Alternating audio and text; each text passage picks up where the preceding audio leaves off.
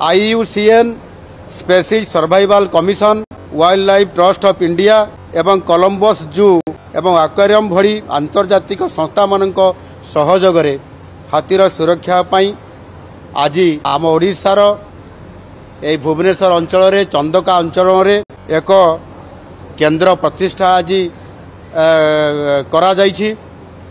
आ ये केंद्र ना होछि centre for species survival Asian elephant. Bhubaneswar जो चंदका अंचल अच्छी आमर एथिरे जो गोड़ीबारी गोटे ग्राम अच्छी से गोड़ीबारी पाखरे यह स्थापना करा जाउछि एवं एथिरे स्वतंत्र भाव रे हाथींकर सुरक्षा पाई एवं सेमाने किभली भाव रे सुरक्षार सहित चंदका अंचल एवं ओडिशा रे माने जंगल रे रही पारिबे।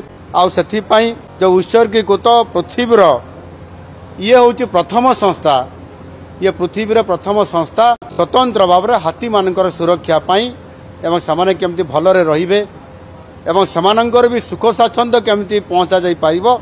आ सेथि पाई ये संस्था काम करिया पाई आज आगे आछंती।